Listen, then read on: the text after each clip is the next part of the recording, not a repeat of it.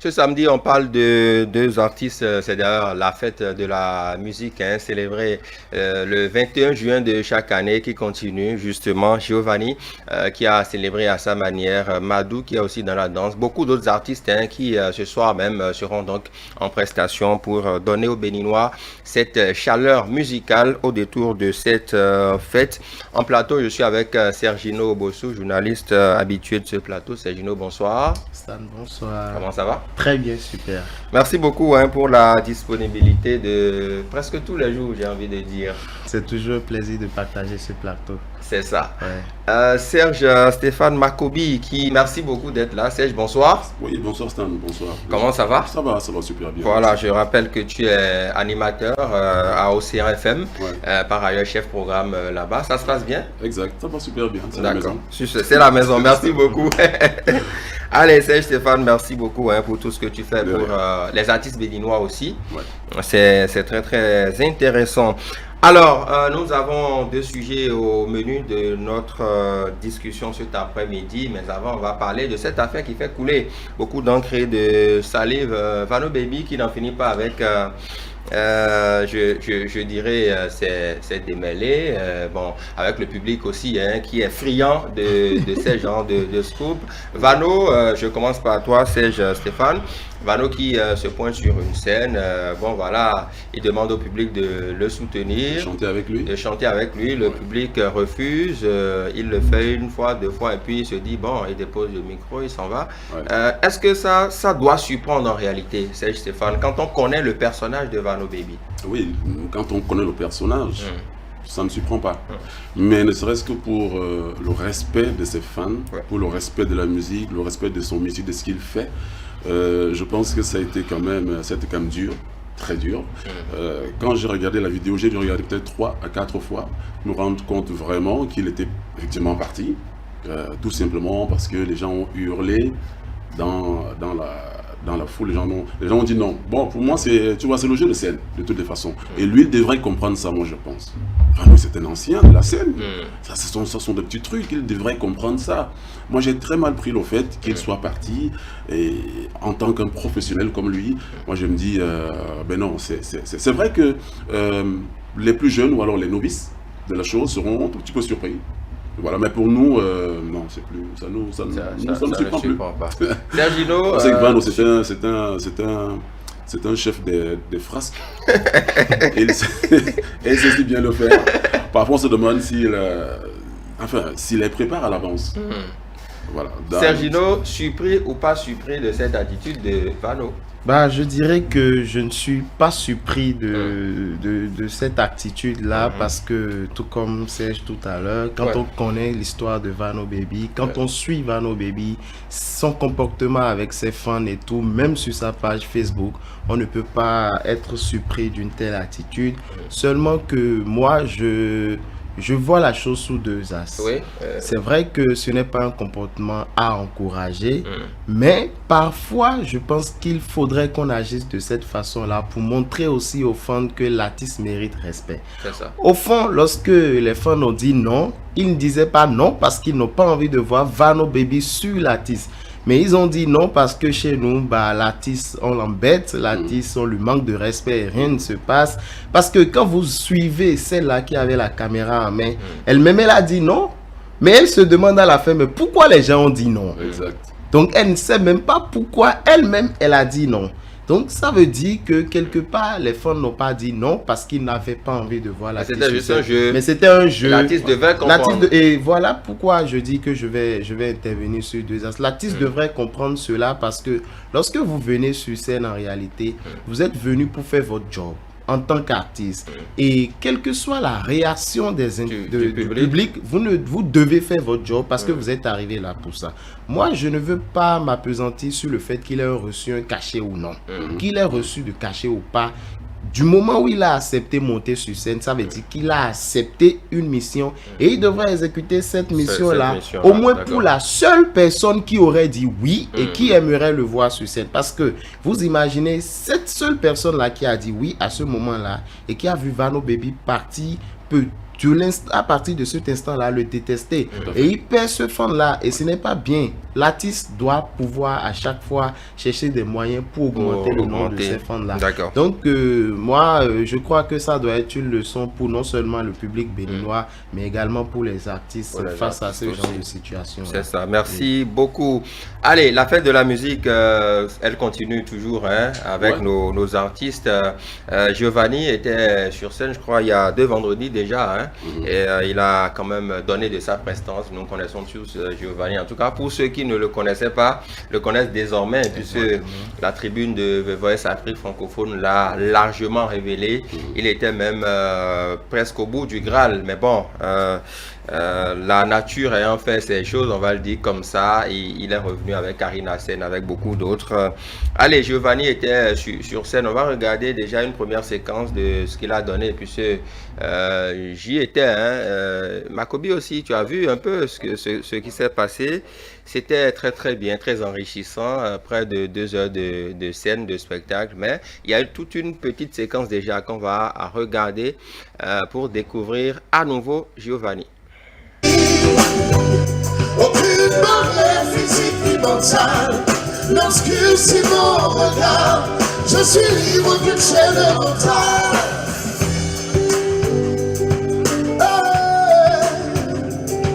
Je suis libre.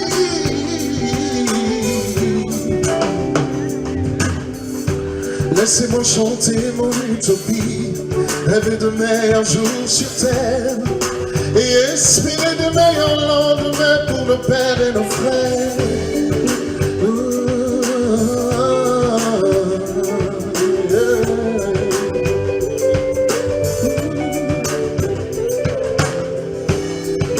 La terre est à l'agonie et personne ne veut s'en occuper.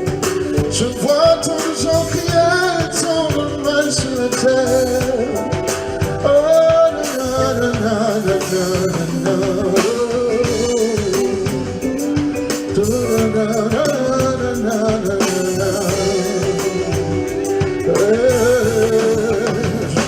Je suis libre, libre d'espérer et d'y croire. Je suis libre, libre de chanter mon espoir. Je suis libre, aucune barrière physique ni mentale n'obscurcit mon regard. Je suis libre que c'est le mental. Sono mignon, Jebamile, Arolebi, Nifoebe. Nous sommes mignons, Jebamile, Fafaniti, Kakasa Imamo. Nous sommes mignons, Jebamile, Arolebi, Nifoebe. Nous sommes mignons, Jebamile, Fafaniti, Kakasa Imamo. One more time. Nous sommes mignons, Jebamile, Arolebi, Nifoebe. Nous sommes mignons, Jebamile, Fafaniti, Kakasa Imamo. Je suis libre. Voilà, Giovanni sur scène déjà, qu'est-ce qu'on peut dire de l'artiste quand on le voit comme ça en live? Maintenant, Giovanni, c'est quelqu'un, moi je le considère comme cet artiste complet, comme cet artiste confirmé. Déjà, il a quand même fait montre de son talent, de son savoir-faire, de tout l'étendue de son talent ce soir-là. Moi, je pense que j'ai vu un Giovanni qui a occupé sincèrement l'espace qui lui a été dédié, parce que c'est quelqu'un qui aime s'exprimer, musicalement parlant, c'est quelqu'un qui a l'amour de ce qu'il fait de la musique. Et moi, je pense que ce soir-là, quand même, il a démontré, une fois de plus, qu'il est une valeur non négligeable. Voilà. Et pour moi, ce show était franchement la bienvenue. On avait besoin de le voir. Moi, je trouve que c'est un peu où j'ai pas trop apprécié, c'est tout simplement le fait que le show ne soit pas ouvert à tout le monde. Bon, c'est vrai que ça a Mais été ça un ne truc... pouvait pas être voilà, le cas, vous savez, justement. avec le contexte sanitaire aussi Actuel, et voilà. un certain public qui était réservé. Donc voilà. Justement, moi je pense que Giovanni c'est un artiste qu'il faut accompagner, qu'il faut soutenir et voilà, moi je pense que c'était très très bien fait déjà. Je félicite beaucoup l'organisatrice, je me dis elle a bien vu, même si son choix s'est porté sur Giovanni, ça fait parler un tout petit peu, c'est vrai, par la suite on s'est demandé pourquoi est-ce qu'elle a choisi Giovanni. C'est ça. On va y revenir tout à l'heure si tu le veux bien. Ouais, Sergino Giovanni, c'est sa première scène officielle, on va le dire comme ça, après l'aventure de The Voice. Donc, il a profité quand même pour célébrer la musique à sa manière. Sur les images, on a vu quelqu'un d'assez inspiré profondément, quelqu'un qui s'est donné à fond pour cette scène également. Qu'est-ce qu'on peut en dire? Giovanni, tout le monde le sait, quel que soit le résultat de The Voice, on sait que c'est Giovanni qui mérite le trophée, ça on va pas revenir là-dessus, parce que Giovanni, il en a le talent, l'inspiration et tout ce qui va avec Giovanni. Encore que c'est quelqu'un qui l'a étudié, donc qui maîtrise très bien les contours de la musique. On peut le voir, hein, quelqu'un qui s'exprime aisément et qui le fait, voilà, tout naturellement. Il ne force pas.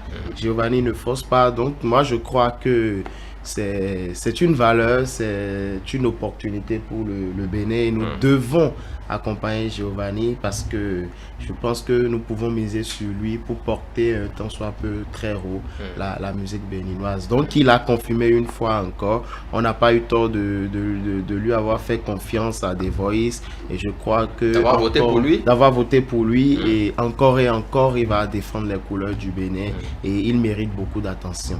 C'est ça. Ouais. C'est vrai que quand on regarde quand même la façon dont il s'est exprimé sur la scène avec beaucoup de tempérance, une puissance vocale qu'on lui connaît déjà, ça ce n'est pas à rappeler. Et le public aussi qui a accompagné, parce que moi j'étais sur les lieux, ce que j'ai vu c'est formidable, le public composé d'autorité, tu étais là.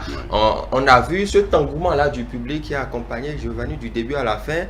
C'était quand même impressionnant, Serge. Oui, bien sûr. Oui, moi je pense que il a fallu qu'on vienne l'applaudir. Il a fallu qu'on vienne écouter ce qu'il a proposé au grand public. C'est vrai que on attendait beaucoup plus sur ses propres compositions, mais je pense qu'il a très bien fait de surfer également sur les reprises.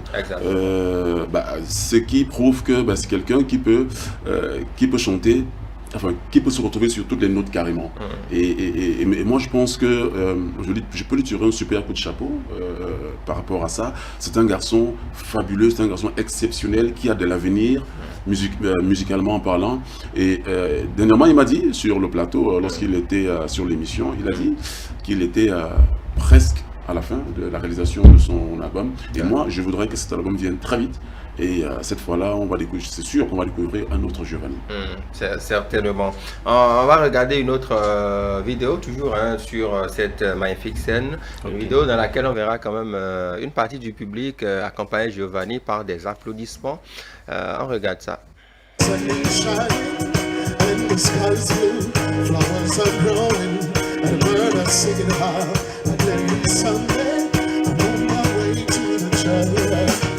I'm singing some songs in my head.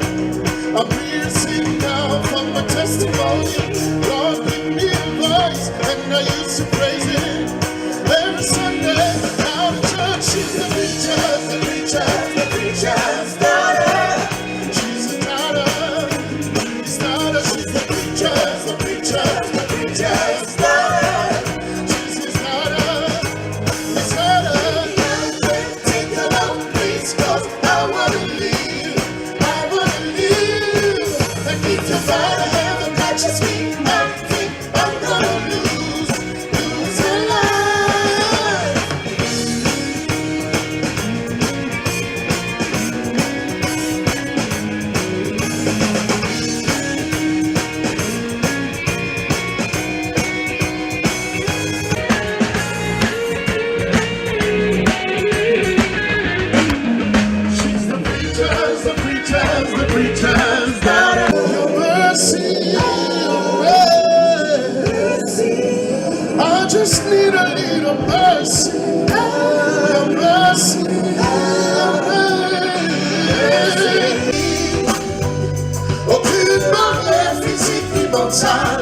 n'obscurcis mon regard. Je suis libre qu'une chaîne mentale.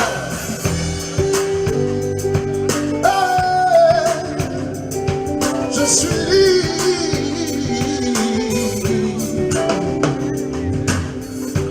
Laissez-moi chanter mon utopie, rêver de meilleurs jours sur terre et espérer de meilleurs lendemains pour nos pères et nos frères.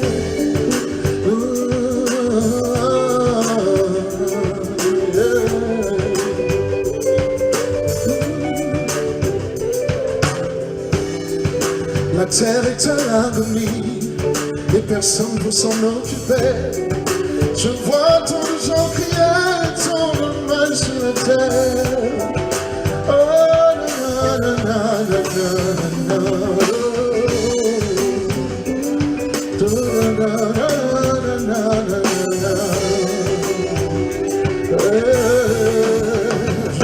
Je suis libre d'espérer, d'y croire. Je suis libre de chanter mon espoir. Je suis libre. Aucune barrière physique ni mentale. Voilà, c'est tout Giovanni, on l'aime comme ça. Hein. Quand on regarde le chœur qui l'a accompagné, l'orchestre également, on sent quand même qu'il y a eu de la préparation, Makobi. Oui, bien sûr, il y a eu une certaine préparation en amont, ça c'est clair. On ne peut pas se lever du jour au lendemain et on vient faire une scène devant un public aussi exigeant que celui qui était présent. Donc non, moi j'ai bien aimé l'orchestration, j'ai bien aimé tout ce que j'ai vu sur la scène ce jour-là. Et moi je pense que c'est quelque chose qui devrait faire école de toutes les façons. Voilà, parce que on a très souvent l'habitude de voir des personnes qui viennent faire des spectacles, qui viennent se produire sans préparation en amont. La musique, c'est quand même un boulot. Il faut prendre ce qu'on fait au sérieux. Voilà, donc moi je pense que ben non, il a quand même mis toutes les balles de son côté, toutes les chances de son côté. Et ce jour-là, franchement, chapeau. Il a eu, je pense que s'il faut lui donner une note, on ira même au-delà de 20. Allez, Sergino, un mot rapidement. Ouais, on l'a vu, hein, la synchronisation, il y avait voilà l'accompagnement qu'il faut. Et moi je pense que je vais rester dans la même logique que lui pour dire que Giovanni, plusieurs artistes doivent aller à son école. Je me rappelle le décryptage de la fête de la musique qu'on avait eu à faire l'année dernière. Ouais. Il y a beaucoup d'artistes que nous avons critiqués ici et nous espérons bien qu'ils vont prendre exemple sur leurs jeunes frères. Je ne parle pas de l'âge, je parle de musicalement, qu'ils vont prendre exemple sur leurs jeunes frères parce que être artiste et faire du live, c'est deux choses différentes. Il y a des artistes qui ne font que du playback tout le temps. On a vu Giovanni. On a vu Giovanni, la voix et tout est resté. Tout est resté alors que d'autres, on a une autre voix sur les morceaux, on a une autre voix sur le live. En tout cas, ce soir, nous serons au Palais des Congrès pour observer et on espère que les remarques que nous avions eu à faire l'année dernière ne vont plus se reprendre parce que ces mêmes artistes seront encore sur scène ce soir-ci et je n'aimerais plus revenir et être sévère dans mes critiques ici. En tout cas, nous, on reviendra dire ici ce qu'on aura vu Exactement. au Palais des Congrès. On ne dira pas autre chose que ce qu'on verra. Voilà, s'ils font bien, on dira qu'ils ont bien fait, mais bon, s'ils sont passés à côté, on leur dira aussi. Mais je crois qu'ils ont répété et on espère bien que les choses se passent très bien et que voilà, les gens ne reviennent plus se perdre, que les gens ne reviennent plus nous casser les tympans. Désolé. L'orchestre est en dos et l'artiste est en fa. On va dire ça, ils vont t'en vouloir. D'accord. Concernant Giovanni, concernant Giovanni, il y a des personnes qui ont demandé si, franchement, son style de musique sera consommé aussi facilement au Bénin. Je me suis dit, bah, attends, la musique c'est la musique c'est un truc universel. Elle est universelle, oui. Donc voilà, si on attend qu'il vienne faire ne serait-ce que les rythmes traditionnels, il n'est pas dans son registre. Son registre c'est la world. Son registre, c'est un peu de gospel. C'est là-dedans qu'il se retrouve. Maintenant, qu'il nous donne le meilleur de ce qu'il sait faire dans ce registre-là. C'est sûr qu'il aura des consommateurs, ça c'est clair. C'est ça. D'accord, merci beaucoup. Parlons maintenant du second sujet avec une autre diva de la musique béninoise, Madou la Daronne, qui continue toujours d'écumer son chemin. Vous savez qu'elle est artiste, tout le monde le sait. Elle est devenue auteure récemment avec son ouvrage. Et en Côte d'Ivoire, elle a procédé quand même récemment à cette présentation de l'ouvrage avec une dédicace aussi où elle était sur scène. Elle a donné de sa voix, puisque Madou, c'est une artiste. Mais avant d'en revenir, que dit de Madou? C'est vrai que toute une émission ne suffirait pas pour parler de la dame. J'ai eu le privilège de faire une émission avec elle, une émission grandeur nature où on est revenu sur son actualité, son parcours et tout. Madou, elle est très riche. Pas financièrement forcément, mais elle est riche dans la tête. C'est une bibliothèque. C'est une grosse voix de la musique africaine. Serge Stéphane Makobi, que retenir de Madou? Non, Madou c'est une grande chanteuse. Ça, c'est vrai, c'est très très grande chanteuse. C'est vrai qu'on n'attend pas ses albums, on n'attend pas ses singles tous les ans. Elle fait un travail de fond. Voilà, donc je l'ai vu chanter, je l'ai écouté plusieurs fois, et chaque fois que tu as l'occasion d'écouter une de ses chansons, c'est vrai que c'est un régal, franchement. Aujourd'hui on dit qu'elle ne fait pas trop le buzz, dans le jargon, mais je pense qu'elle reste quand même l'une des valeurs sûres de la musique béninoise. Aujourd'hui, parce qu'on ne parlera pas de musique au Bénin, surtout de référence, sans parler d'une chanteuse comme Madou. Voilà, c'est très très bien si elle arrive donc avec un tout nouveau truc. Je pense que ça mettra bien sûr de l'eau à la bouche, et puis j'espère qu'on va apprécier ce qu'elle nous propose. D'accord. Sergino, un mot sur Madou? Oui, Madou la Daronne, c'est quand même plusieurs trophées au Bénin comme à l'international. C'est quand même, je crois, depuis 1996. Si je dis que c'est avant ma naissance, il y a plusieurs qui ne vont pas croire. Tellement tu es devenu un vieux garçon. Donc je crois qu'en matière de musique béninoise, comme vous l'avez dit, on ne peut pas parler de la musique béninoise sans parler de Madou. Madou qui a baissé mon enfance, parce que Dotou, quand j'étais encore tout petit, on jouait Dotou tout le temps avec plusieurs titres qui sont venus après. Je crois que Madou n'a pas besoin forcément de faire le buzz, parce que ceux-là qui écoutent de la musique consciente, ceux-là qui écoutent sa musique sont encore là et écoutent sa musique et n'ont forcément pas besoin de ce bruit-là pour aller vers la musique. Il a dit musique consciente. Ouais, c'est de la musique consciente, donc c'est un type de... Ça veut dire qu'il y en a qui ne font pas de la musique. Je ne peux pas aller de ce côté-là, vous savez tous ici. Donc, elle n'a forcément pas besoin du bruit avant que les gens ne viennent chercher. On attend que le produit soit prêt, et dès que le produit est prêt, les gens viennent chercher. Donc, Madou, c'est une référence, c'est la musique béninoise, c'est ceux-là qui ont vraiment fait la musique béninoise, et elle brille également à l'international, et puis on ne peut qu'espérer qu'elle vienne nous apprendre de nouvelles choses encore avec un nouveau single, parce que à chaque fois que Madou parle, c'est des conseils, c'est des leçons, et puis nous on a hâte quand on dit que Madou veut sortir un nouveau single, que ça vienne. C'est ça. C'est vrai que dans cet élément qui vient, vous allez le voir, elle est en Côte d'Ivoire devant un parterre de personnalités. Elle a présenté son livre en tant qu'auteur, en même temps qu'elle a donné son côté chanteur qu'on connaît, ce côté chanteur-là qu'on connaît de la diva de la musique béninoise. On regarde cet élément et on se retrouve juste derrière.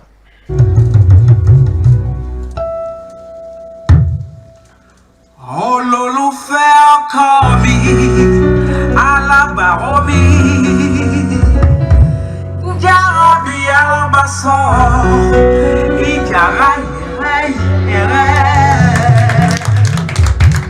Tu m'as adopté, respecté, mais tel que je suis. En réalité, c'est un plan de Dieu. Parce qu'en général, tout ce qui se fait avec le cœur et se dit avec le cœur est mieux. Voilà. Donc, je suis Lucien Roudanon, journaliste, et j'ai eu à présenter cet ouvrage de Madou la Daronne. Et ce que j'en retiens essentiellement, c'est que cette artiste, qui était connue surtout comme musicienne, a eu une carrière en fait multidimensionnelle. Elle a fait du théâtre, du cinéma, du mannequinat.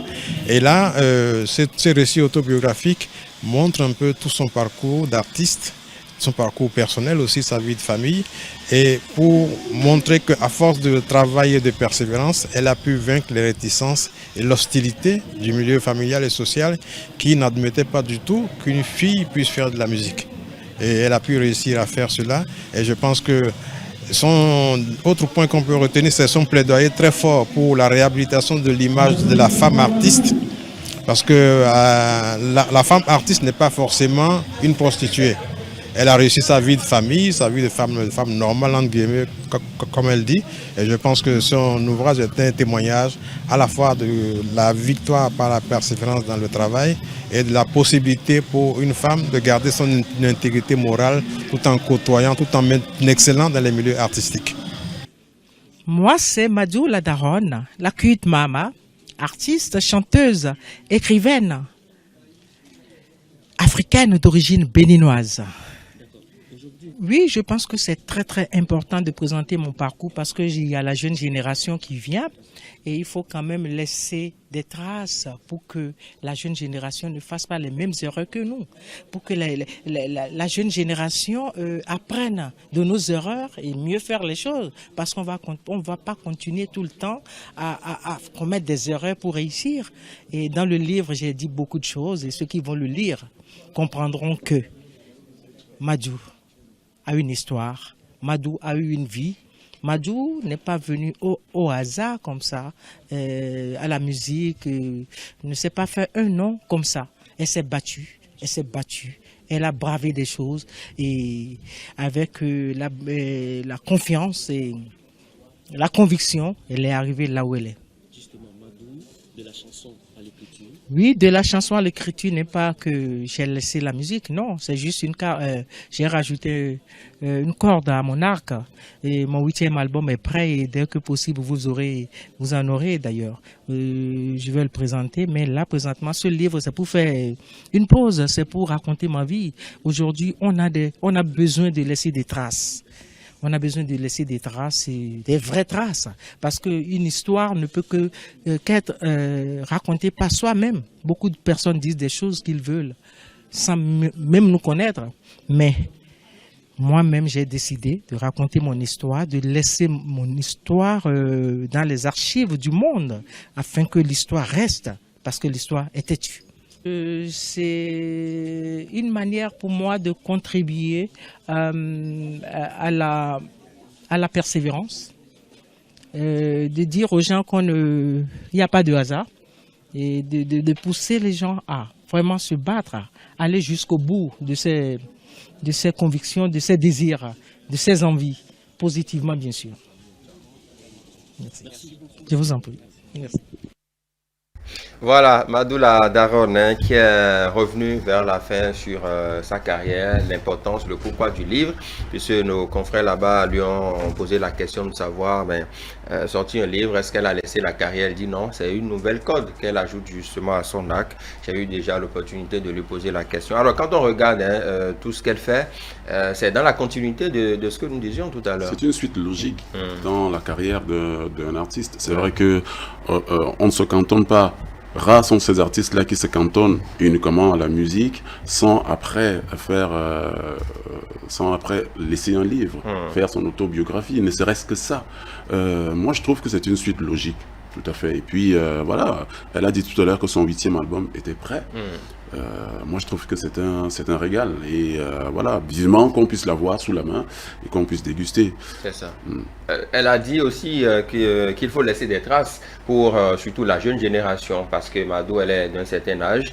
Et donc, il y a forcément une certaine génération qui ne la connaît pas sur le plan musical, sur le plan de sa vie. Et donc, à travers cet ouvrage, Ma vie, un challenge perpétuel, elle a décliné un peu les grands aspects de sa vie, son parcours, les difficultés, les bons côtés aussi. Et donc, c'est en quelque sorte un héritage qu'elle laisse à la postérité. Oui, c'est au bout de l'ancienne corde qu'on tisse la nouvelle des tresseurs de corde. Et donc, je crois que la nouvelle génération a forcément besoin d'apprendre de l'ancienne. La nouvelle génération a forcément besoin de comprendre qu'est-ce qui s'était passé dans les années passées, les années antérieures, afin de pouvoir tirer leçon de beaucoup de choses Vous savez, si Madou a sorti d'auto, elle ne l'a pas sorti comme ça, mais elle a sorti à une époque où l'humanité avait besoin de paix. Et donc, je pense que si Madou parle d'elle, elle parlera de ça. Et ça va être une autre inspiration pour la jeunesse béninoise et pour la jeunesse et pour la jeune génération également. Donc, moi, je pense que c'est très important et c'est salutaire. Et pour que voilà, la nouvelle génération doit forcément se procurer de cet ouvrage-là, lire, et puis c'est sûr qu'il y a beaucoup de choses qu'ils vont apprendre. Voilà. Certainement, surtout au détour de ce 8e album qui est fin prêt.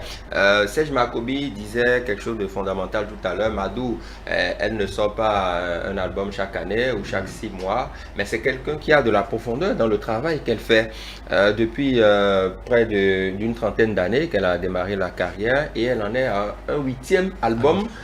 Qu'est-ce qu'on peut y comprendre? Je vous dirais simplement que lorsque vous devez chanter pour donner des leçons, lorsque vous devez chanter pour dire beaucoup de choses, vous ne pourrez pas sortir des albums chaque année, parce que c'est pas comme si vous vous levez, vous allez en studio et vous faites un spot, voilà. Mais au niveau de Madou, c'est que il faut se préparer, il faut préparer qu'est-ce qu'on a à dire aux gens, et c'est des tests, et ça a besoin de beaucoup de temps, beaucoup de travail. Donc je pense que c'est compréhensible, parce que lorsque vous prenez les produits de l'artiste, vous remarquez aisément que ce n'est pas une question, ce n'est pas des singles qu'on sort sur un coup de tête. Et donc, moi, je crois que c'est justifiable et c'est compréhensible. Et s'il faut prendre plus du temps, voilà, je crois qu'elle a tout le temps qu'il faut, parce que nous, on a besoin d'apprendre encore et encore. Bien sûr, prendre du temps et sortir quelque chose de bien, quelque chose de consommable, de bancable, comme on dit dans le jargon. Voilà, et le plus souvent, c'est regrettable, c'est vrai, parce que Madou, par exemple, ça c'est mon constat personnel, ça m'engage moi. J'ai constaté que ces chansons ne sont pas trop jouées, que ce soit sur les antennes, voilà. Donc, on parle de Madou très sporadiquement, très souvent. Alors, est-ce que c'est parce qu'elle est dans un genre musical qui plaît à une certaine génération? Est-ce que c'est parce qu'elle n'a pas encore voulu faire une certaine fusion, elle n'a pas encore voulu rentrer sur des projets où elle aura besoin peut-être de la nouvelle génération? Parce qu'aujourd'hui, c'est un peu ça. On a vu ce qui se passait avec Angélique Kidjo. Elle a dû appeler, comment on appelle, le petit Mr. Easy pour l'accompagner. Elle a appelé Yemi Alade pour l'accompagner. Lorsqu'on a posé la question, elle a dit, on a besoin de cette jeunesse-là, bien pour faire revivre donc nos chansons, nos différents projets. Moi, si j'ai l'occasion de causer avec elle, de la recevoir sur un plateau, je pense que c'est une question qui ne... Que tu ne laisseras pas passer. Ça, c'est vrai. C'est aussi vrai qu'avec sa nouvelle vidéo, Amcut Mama, elle a fait quand même quelque chose d'exceptionnel. Hein. Elle s'est ouverte. En tout cas, le style, c'est beaucoup plus dansant. C'est une Madou, je vais dire, transformée, que j'ai vu rénovée, si vous voulez, que j'ai vu dans ce clip. Donc, c'est un nouveau style. C'est plus dansant. C'est Madou avec beaucoup plus d'activité, de créativité. Donc, voilà, je pense que ça vient. Ce que tu as dit, c'est comme si elle a anticipé. C'est quand même quelque chose d'exceptionnel. Parce qu'il faut s'accommoder avec le temps aussi. Même s'il faut rester soi-même, il faut s'accommoder avec le temps. Tout à fait. On a vu avec des gens comme Manu Dibango. Il était obligé de prendre le petit Taïk. En fait, il a travaillé avec Taïk sur le projet, il a travaillé avec X, il a travaillé avec Tan. Question de ramener ce souffle nouveau sur les projets et pour plaire bien sûr à pratiquement toutes les générations, toutes les couches. C'est ça. Parce que lui, tu ne dois plus faire une musique pour une certaine classe et délaisser une autre classe. Moi, je pense que tout le monde doit se retrouver sur ton projet musical. Et si elle a fait, super, on attend. Et j'espère qu'on va se régaler. Exactement, on va bien sûr se régaler. Chers amis, merci beaucoup. Je ne sais pas si vous avez envie de dire quelque chose. Peut-être pour la fête de la musique, les artistes, bon, Sergino déjà a planté le décor. Nous espérons que le message sera entendu. Et qu'il n'y ait pas de gaffe, hein, parce que l'année dernière, honnêtement, franchement, c'était pas la joie. C'était pas la joie. Donc, on espère qu'on aura du beau. Tu y seras? Ben oui, tout à l'heure. Naturellement, on y sera et on va voir. Espérons un beau spectacle, on espère, n'est-ce pas, Sergi? Exactement, et je vais profiter pour faire un coucou à l'aîné Patrick, Oui. avec qui On avait fait le débat l'année dernière. Oui. J'espère pouvoir le revoir ce soir au Palais des Congrès. Pourquoi pas, il y sera certainement. Je souhaite bonne fête de la musique à tout le monde. C'est ça, merci beaucoup.